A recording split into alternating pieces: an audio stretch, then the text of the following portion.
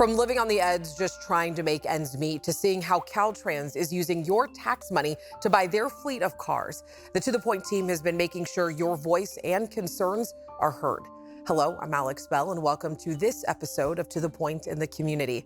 Leading our show is a story focused on people who are struggling to make ends meet. They work full-time jobs, making too much money to qualify for low-income assistance programs, but not enough money to pay bills. ABC 10's Becca Habegger shares how two women are living on the edge and the lawmaker trying to help.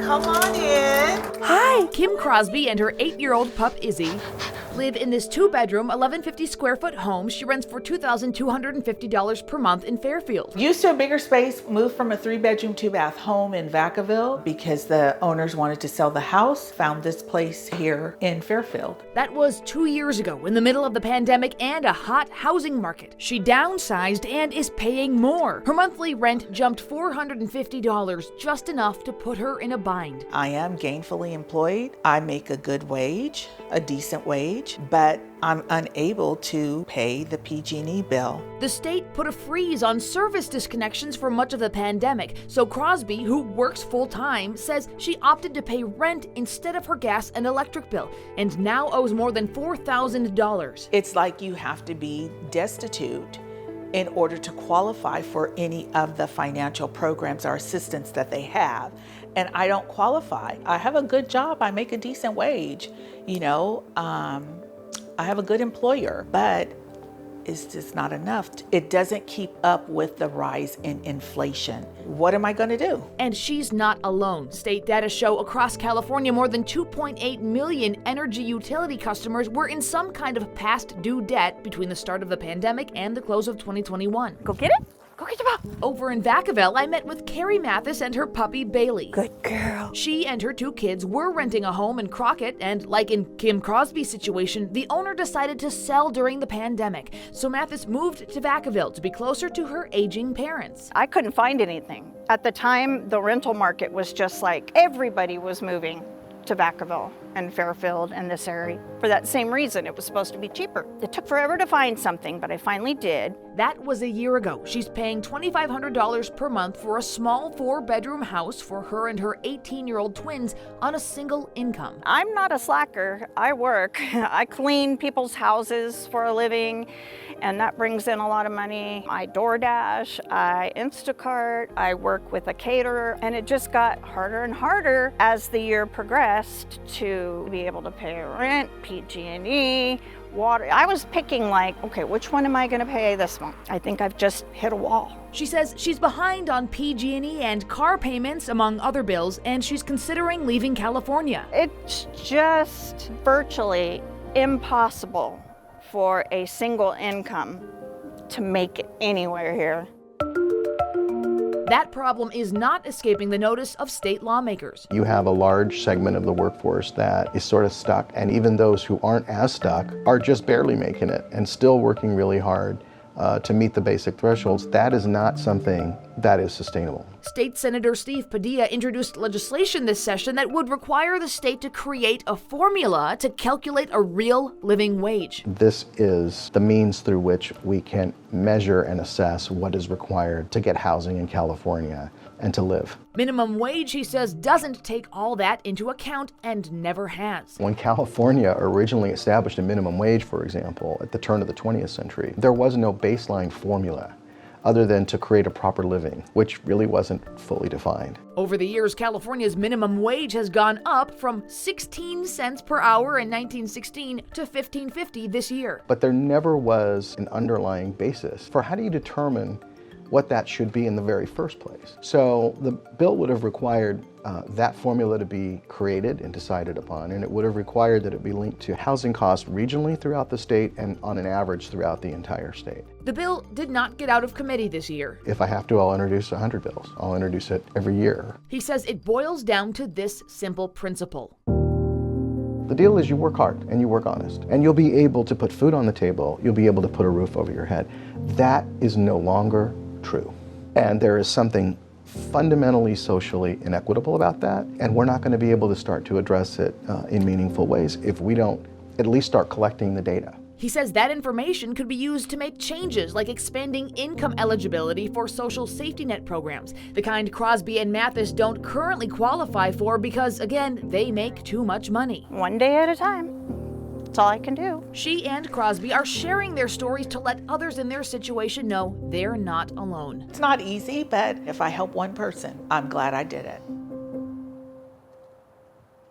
Now, the team has been covering the homeless crisis here in our community for a while, and we have dozens of stories on the topic. Just visit abc10.com/to-the-point. Many people have a strong reaction when they hear something take place on Del Paso Boulevard, and usually it's negative, but a group of business owners are trying to change that, and there could be hope on the way. ABC 10's Jeannie Nguyen shares their stories.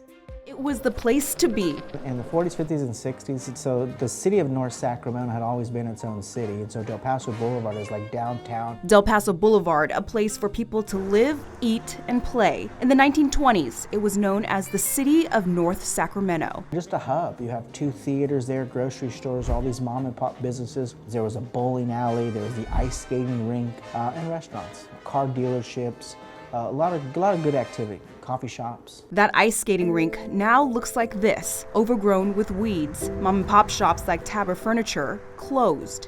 It is a struggle. Just July, we were broken into 3 times in 30 days. To many, Del Paso Boulevard's reputation never recovered.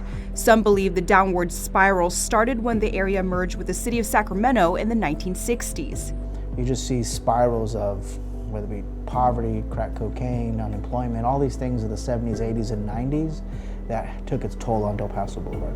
Today, business owners say the ongoing homeless crisis and crime makes it difficult to succeed. Candace Brooks owns a CMC Management Group, providing a venue for entertainment purposes. Starting a business in a property here, a commercial property that has not had any care and attention for a long period of time makes it challenging. What has your journey been like to not only open up a business, but to open up a business on Del Paso Boulevard when everyone knows it's been struggling?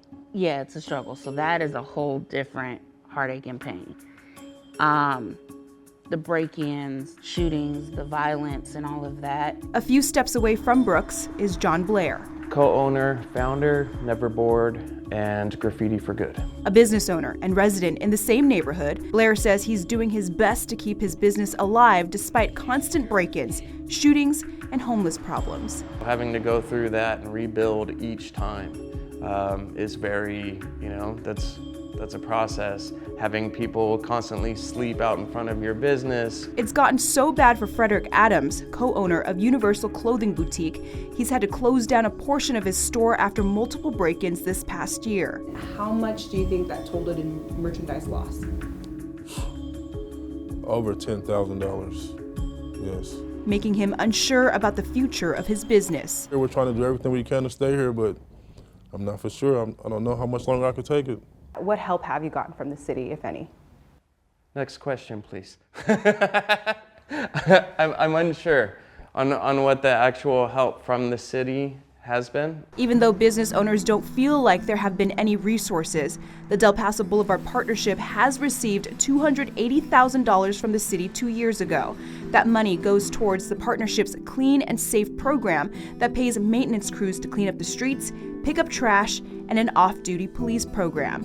The partnership will be asking the city for an additional $250,000 for more security and to pay for marketing to support small businesses. On top of that, Councilmember Sean Laloe says more additions are coming to the boulevard, and it's starting with housing. So I'm very proud to say that potentially we're going to have 3 major projects on the Del Paso Boulevard. We have a project that's about 150 units. These are market rate units with 15% of them for low-income housing. We have another project that's 75 units. That's pretty much all low-income housing. And currently we're in talks of a very exciting project that's about another 120 to 130 units. That's a workforce project and units. It's something Elizabeth Mendez, director of Women's Wisdom Art, says has been missing and making it difficult for people to want to come to visit. I think the biggest challenges that we have are how car-centric it is. It's really hard to walk around here, and there's no housing. And the ice rink that has been a staple of Del Paso Boulevard is making a comeback. Unanimous. Congratulations. In November, Sacramento City Council approved a forgivable loan to restore the iconic ice skating rink. So I'm very excited about this, the opening of Iceland. It's going to also add to that foot traffic, which ultimately will support the local businesses on the boulevard as well. Do you have faith that things will get better and the stigma behind Del Paso Boulevard will change to be one of, hey, I'm excited to go there? I think over time that can happen. I love coming into work every day. I love this street. There is a community that's here. The area can get better. It was a statement that shocked Californians. New gas-powered cars cannot be sold in the state by 2035. And now Caltrans is converting their fleet, spending millions on Teslas, all on the taxpayers' dime. They're hard to miss on California's 50,000 miles of roadways.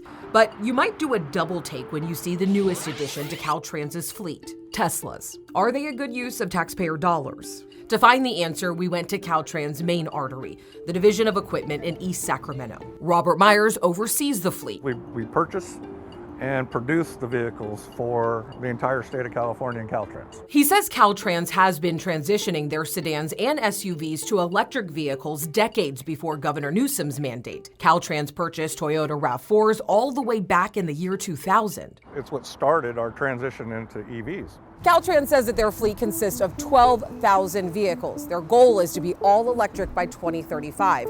Right now, 5% of their fleet is meeting that goal. 399 of those cars are Teslas. They were contracted to Caltrans in 2020, just days after state agencies were told to go all electric. And I've been told by your department that this Tesla purchase is the largest known EV fleet order from a government department. Can you confirm that? I'm being told the same thing, so yes, it is. But why is Caltrans purchasing electric cars, including Teslas, now, more than a decade away from the deadline? It takes a while to get there. You can't just flip the switch and say, I'm going to order, 6,000 vehicles in a year, because nobody can supply that many. Robert says it comes down to 3 factors: state contracts, availability, and cost. As for the Teslas, it was $52,000 a piece. Was that a good deal? Yeah, it's a smoking deal. I'm kind of surprised though. You said $52,000 for the Model 3s. That seems a little high. Is that? Electric vehicles are a little more expensive because of the batteries. Why did Caltrans specifically want to purchase Teslas compared to other EVs? We did not want to specifically purchase Teslas. It was merely because they were available. And they were on state contract. State contracts are handled by the Department of General Services, also known as the state's business manager. They help agencies purchase goods and services. We filed a public records request with DGS. We found that currently there are 554 Tesla Model 3s active in the state's fleet. Caltrans owns 399. The California Department of Food and Agriculture owns 7 and is leasing 33. The California Department of Public Health is leasing 30, and the Department of Social Services is leasing 17. Did other companies present contracts to Caltrans? So there's lots of contracts out there. The unfortunate part is that they weren't available. And these days it's hard to get vehicles. You probably have seen some of the car lots out there. There's not very many new vehicles sitting on them. And most people don't concentrate on fleet units. They concentrate on retail. So when we had an opportunity to buy vehicles at a fleet discounted rate, and we take advantage of that. The price is probably comparable to some of the other vehicles that you see sitting here. When Caltrans cars have reached their life cycle, they're put up for auction. Caltrans gets the money back to reinvest into their fleet. The higher the resale value of a vehicle, the better off you are after its life expectancy. The 399 Teslas will primarily be used for administrative staff to go to meetings and visit field locations. Caltrans says due to the Tesla's 5-inch ground clearance, they can't be taken off-road. Is that the most practical car for Caltrans uses? So Caltrans has a very diverse fleet. So we have a use for vehicle sedans, we have a use for pickups, we have a use for SUVs. We look at that and we say this is the most practical use. If it's a sedan, it was probably a 6-inch ground clearance before, and now it's a 5-inch, so just don't take it off-road.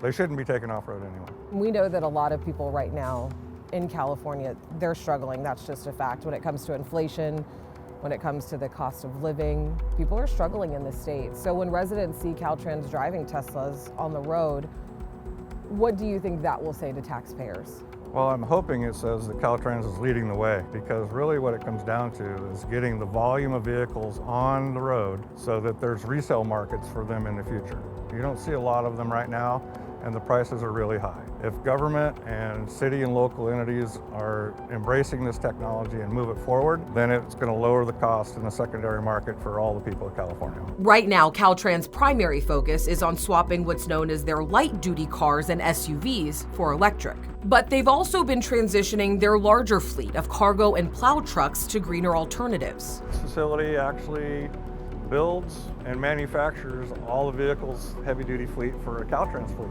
Caltrans has got a goal of being the greenest fleet in the nation. Which means they'll be installing more of these. But can California's electric grid keep up? We're actually looking at some new technology. You might have heard of vehicle-to-grid technology. The battery packs actually will put power back into the grid. California has had its share of rolling outages and natural disasters that have cut electric supply. Well, we have generators at our locations, so the generators would actually come on. We also use solar chargers in some locations too. A common environmental concern with EVs are their batteries, partially because of the materials used to make them and how hard they are to recycle. What are Caltrans' plans to recycle some of those batteries, and where would they go? So right now we're not going to recycle batteries. What we're going to do is sell the vehicle and put it in the secondary market so other people could use them for longer. That's Caltrans' plan now. The governor's got some ambitious goals, change the footprint of California as far as the greenhouse gas emissions go. And I think we're really on the right path to do that. Do you think you'll reach it by 2035?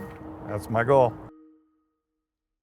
Thank you for watching this episode of To The Point in the Community. If you want to watch more features just like this one, make sure you check out our ABC 10 Plus app. There you'll find the latest newscasts and headlines and stay up to date on weather and see all the great work and stories that we do right here at ABC 10. Thank you again for watching, and I'll see you next time.